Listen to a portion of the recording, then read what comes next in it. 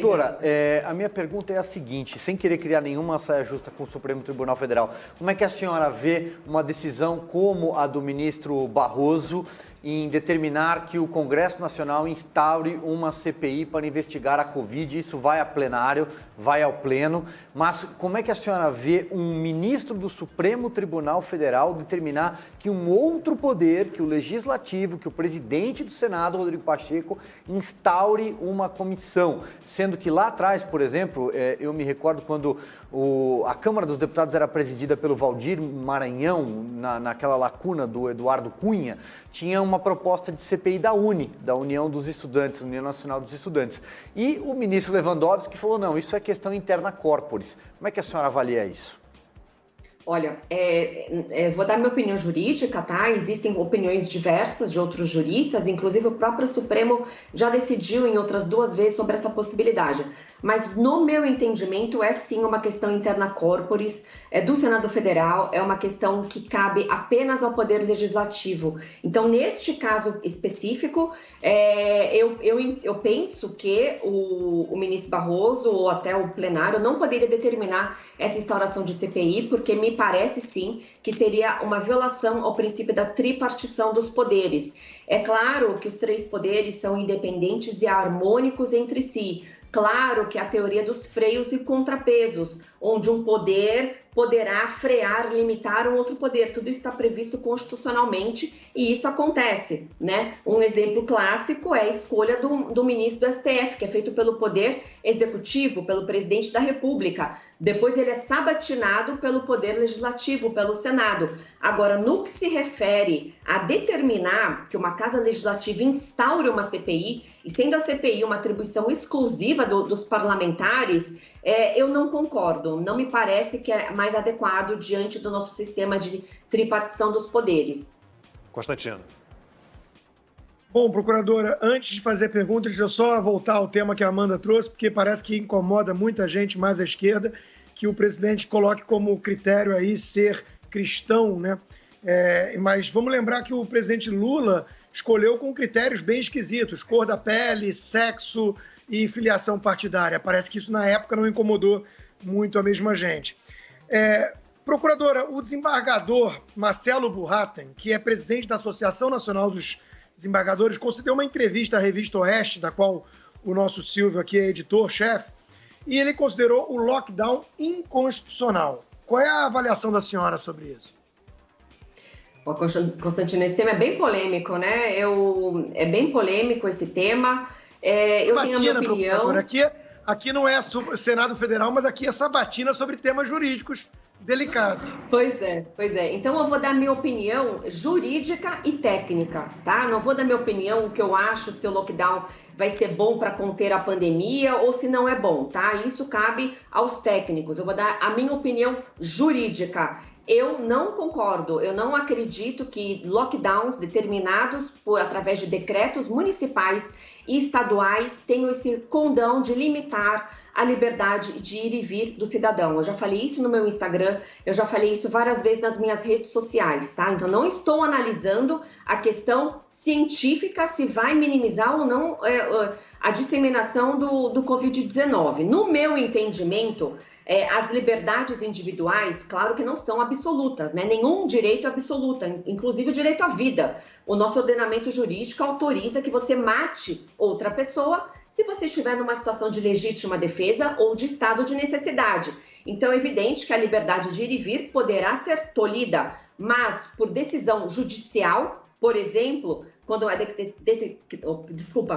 decretada a prisão de alguém, ou numa outra possibilidade, quando estamos diante do estado de sítio. O que é o estado de sítio? É uma situação de emergência prevista na nossa Constituição, decretado pelo presidente da República. Aí sim, dentro de um estado de sítio, é possível sim impedir reuniões, impedir a mobilidade das pessoas. Agora, não me parece que seja constitucional que decretos municipais e decretos estaduais possam limitar a liberdade de ir e vir das pessoas.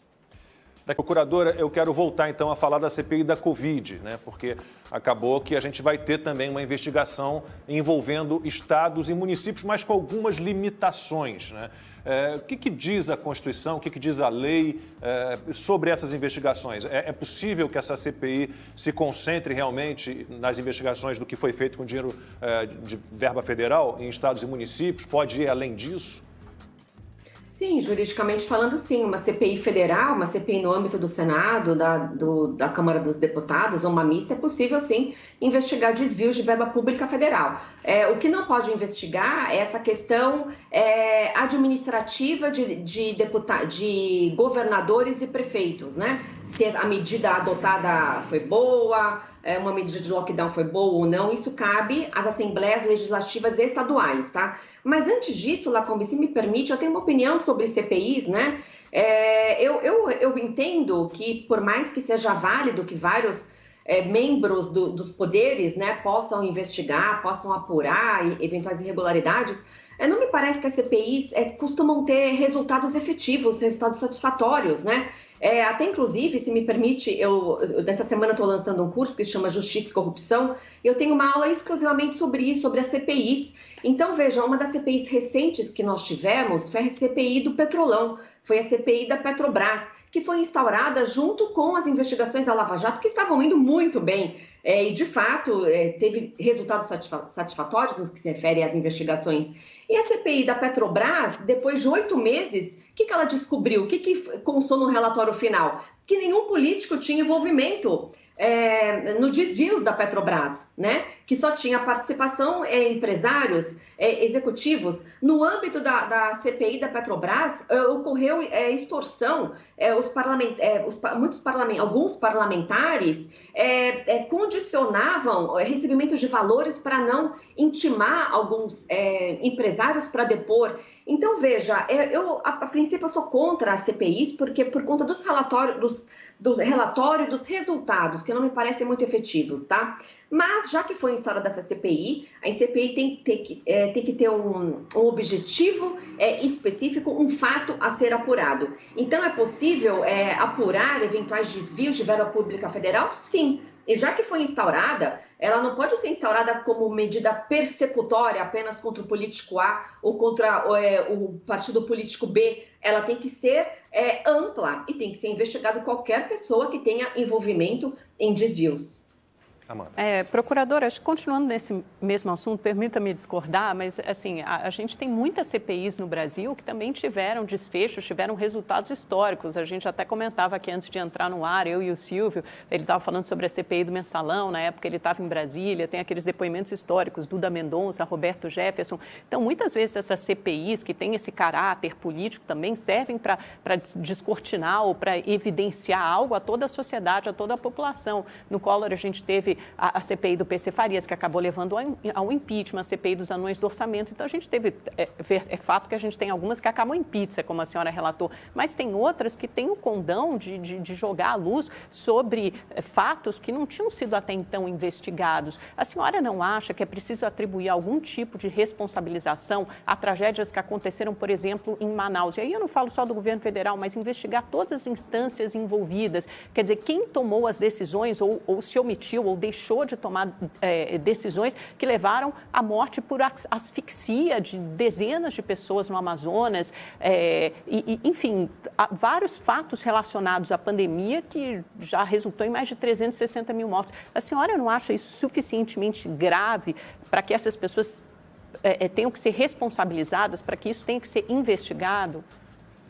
Tá, vamos por partes. Mencionou a CPI dos anões do orçamento, né? Não deu em nada essa CPI. Por mais que seja descoberto, né, todo o assalto ao orçamento, ninguém foi punido, tá? Então, eu acho que quando a CPI traz um fato novo, e de fato tiveram CPIs que tiveram resultado, por exemplo, a CPI do Judiciário, no âmbito da CPI do Judiciário que foi descoberto o caso do ex-juiz Nicolau dos Santos Neto, né, o juiz Lalau, que desviou valores bilionários do TRT. Então, às vezes, sim, a CPI traz um fato novo. Agora, veja, no que se refere à Operação Covidão, no que se refere ao desvio de valores federais encaminhados ao Estado e até mesmo eventuais má gestão que resultaram em falta de respiradores, isso já está sendo investigado pelo próprio Ministério Público Federal.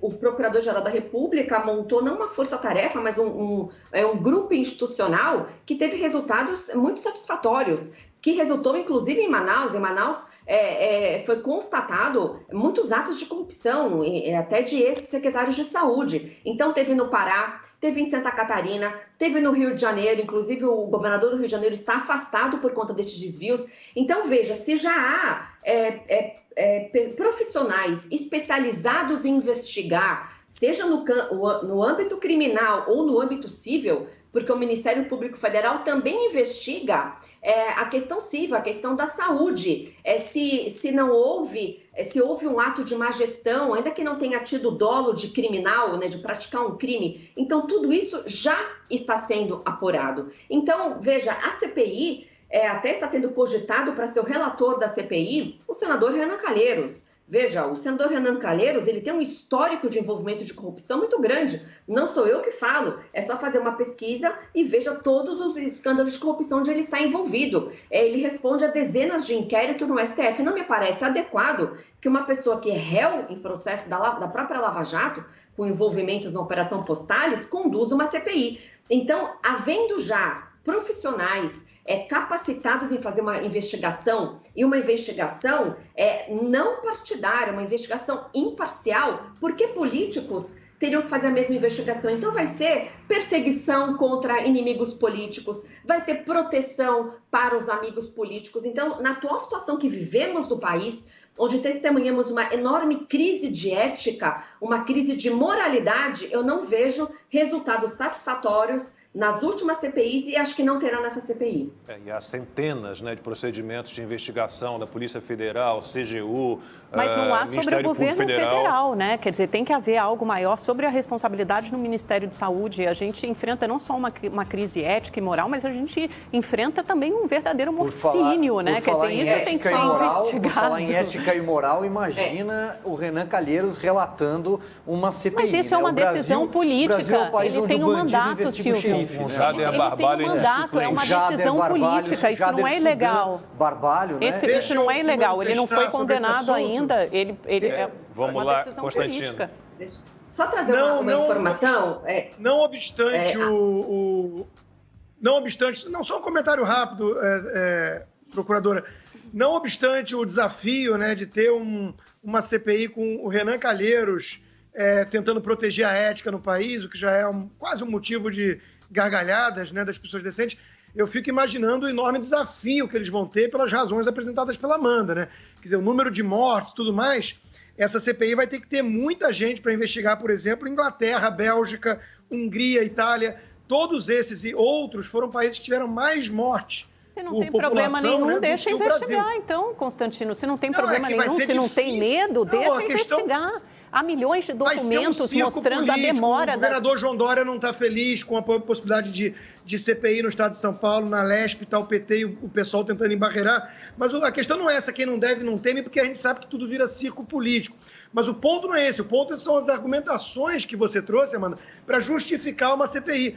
Vai ser um trabalho homérico dessa CPI. Imagina o Renan Calheiros vai ter que investigar o que aconteceu na Inglaterra e na Itália. Não é verdade. Você está comparando alhos com bugalhos. Os requisitos... Ele não consegue cuidar nem do gado que ele tem lá em Murici, que ele fez contabilidade fiscal para se livrar de 5 processos de cassação em 2007. Ele não consegue se livrar dos 13 inquéritos que ele responde no Supremo Tribunal Federal. Você acha que ele pode relatar uma CPI no Brasil? A discussão não é essa, Silvio. Você está desviando do assunto. A gente está falando que a CPI cumpre os requisitos e atos importantes ou omissões e ações precisam ser investigadas, sim. Você precisa saber os e-mails que foram enviados entre o Ministério da Saúde e a Secretaria de Saúde, se o Ministério da Saúde foi alertado a tempo sobre a falta de oxigênio em Manaus, por que demorou para agir, por que demorou para transferir pacientes para outros estados. Isso precisa ser investigado, isso é muito grave. Isso tem a ver com ação e omissão de autoridades públicas. A gente paga, os contribuintes pagam o salário dessas pessoas, a gente precisa de algum tipo de resposta.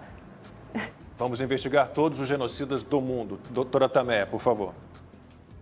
Só uma questão, Amanda, você está um pouco equivocada quando você disse que não há nenhuma investigação em relação ao governo federal. E não é bem isso. Tá? Já chegou representações na Procuradoria-Geral da República contra o ex-ministro da Saúde, Pazuello, e foi instaurado, sim, um procedimento, tá? Então, tudo é apurado. O Ministério Público Federal não tem partido, então tudo tem que ser apurado. Então, vai ser investigado se houve uma má gestão, se houve algum tipo de fato que demonstre, seja uma eventual prática de crime ou eventual ato de improbidade administrativa, vai ser apurado. Agora, embora eu esteja aqui na condição de convidada para ser entrevistada, eu só queria fazer uma pergunta para você, Amanda. Eu também concordo que todo mundo deve ser investigado. Agora, você acha que devem ser investigados por esses senadores?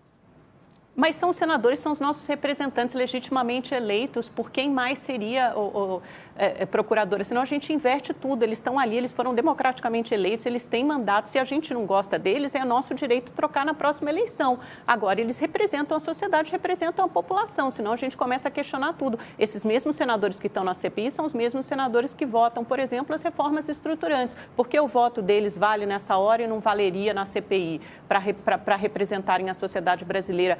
O povo colocou eles lá, como é que a gente vai dizer que isso é ilegítimo ou que isso é ilegal? Aí a gente inverte, subverte todo o processo de representação. Eu não digo que é ilegítimo. Eu não digo que é legítimo, mas já que o Ministério Público Federal, a Polícia Federal e a própria Controladoria Geral da União está já trabalhando em desvios que ocorreram de fato, tanto no âmbito criminal como civil, eu penso que o Senado deveria, por exemplo, se debruçar sobre PECs importantíssimas que estão paradas no Senado, como a PEC 35/2015, que muda a modo de escolha do STF, outras questões são mais importantes. Então, eles deveriam, no meu entendimento, como eu penso que dificilmente tem resultados efetivos de uma CPI, e sendo que os órgãos incumbidos da investigação criminal estão trabalhando, e trabalhando bem. Vejam quantas operações já tivemos no âmbito do Covidão, quantas pessoas foram presas, né? Constatado superfaturamento na aquisição de respiradores que foram adquiridos de empresas que vendem vinhos. Então, é absurdo que estamos testemunhando, né? Hospitais de campanha que foram abertos, que depois foram fechados, agora, até saindo um pouco da minha área, né? Mas que agora está tendo falta de leitos. Então, essa má gestão e essa corrupção que está acontecendo está devidamente investigada. Essa é apenas a minha opinião. Procuradora, o meu último levantamento indica 410 procedimentos de investigação, né? Com CGU, Polícia Federal, Ministério Público Federal. Constantino.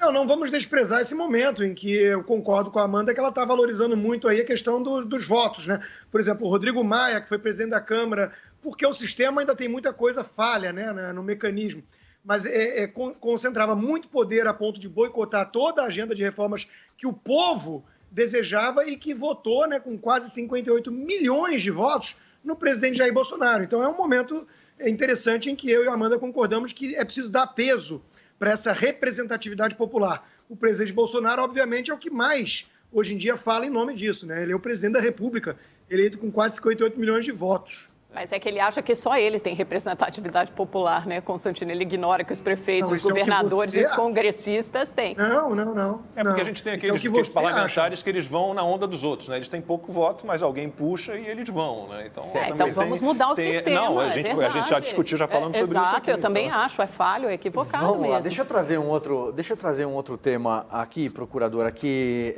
para além da CPI da Covid, que já gerou algum debate acalorado por aqui. Bom, eu queria a avaliação da senhora, mais uma vez, sem colocá-la em nenhuma saia justa com o Supremo Tribunal Federal, sobre a prorrogação do tal do inquérito do fim do mundo, o inquérito que investiga fake news, atos terroristas e por aí vai, que está nas mãos do ministro Alexandre de Moraes. Pois bem, esse inquérito é um inquérito sem escopo definido, na minha opinião, inconstitucional, mas não sou professor de direito e aí por isso eu quero a avaliação da senhora. O Ministério Público não é ouvido e boa parte das prisões, inclusive a de um deputado, além de jornalistas, foram feitas com base na Lei de Segurança Nacional, que está para ser reformada pelo próprio Congresso Nacional, ela que é de 1983, da época do regime militar do governo Figueiredo. Bem, eu já me manifestei várias vezes sobre esse assunto, né, e sempre quero deixar bem claro que essa minha posição é como professora de processo penal, eu não falo em nome do Ministério Público Federal, inclusive a posição da Procuradoria-Geral da República é diferente da minha, mas como eu tenho o princípio de independência funcional, evidentemente que eu posso discordar de um ponto ou outro. Então, no meu entendimento, é um procedimento, o inquérito das fake news é um procedimento completamente inconstitucional e ilegal.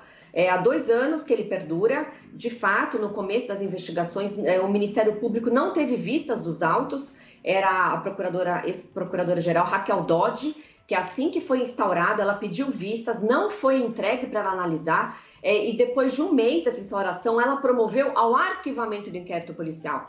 E é o Ministério Público que tem a palavra final se vai ser arquivado ou não.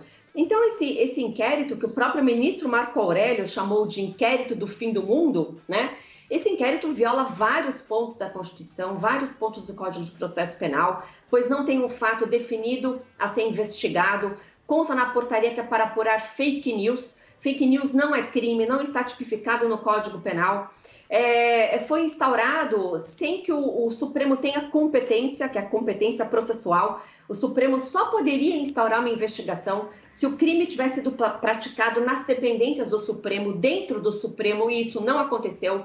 Os supostos alegados crimes foram praticados pelas redes sociais. Além disso, no começo da investigação, as pessoas que eram investigadas não tinham foro privilegiado perante o Supremo. O Supremo só pode investigar e julgar pessoas que têm foro privilegiado no Supremo, que são deputados federais, senadores, presidente da República, entre outros. Então, no começo das investigações, eram jornalistas, eram aposentados. O próprio ex-procurador-geral da República, Rodrigo Janot, foi vítima de ação de busca e apreensão na casa dele, onde foram apreendidas as armas que ele tinha legalmente. Então, veja, esse inquérito, no meu ponto de vista, é tão absurdo juridicamente falando, é completamente insustentável, acabou resultando na prisão, no meu entendimento, igualmente inconstitucional e ilegal de um deputado federal, um deputado que tem imunidade parlamentar. A imunidade parlamentar está assegurada no artigo 53 da Constituição Federal, ainda que a gente não concorde com o que ele falou naqueles vídeos. De fato, ele exagerou, ele foi grosseiro, eu não concordo com aquela fala, mas a lei é a lei, a Constituição é a Constituição. Se a Constituição diz que os parlamentares têm imunidade em relação às suas opiniões, palavras e votos, por mais que nós discordemos com essas opiniões, ele teria imunidade, ele não poderia ter sido preso, não existe esse mandado de prisão em flagrante, é uma aberração jurídica, ele não estava em estado de flagrância, porque o suposto crime cometido não se perpetua no tempo, não é um crime, é um crime permanente, então são vários pontos jurídicos que, no meu entendimento, ele já deveria estar arquivado, mas é minha posição técnica e jurídica, a Procuradoria-Geral da República pensa diferentemente, inclusive já ofereceu uma denúncia criminal contra o deputado.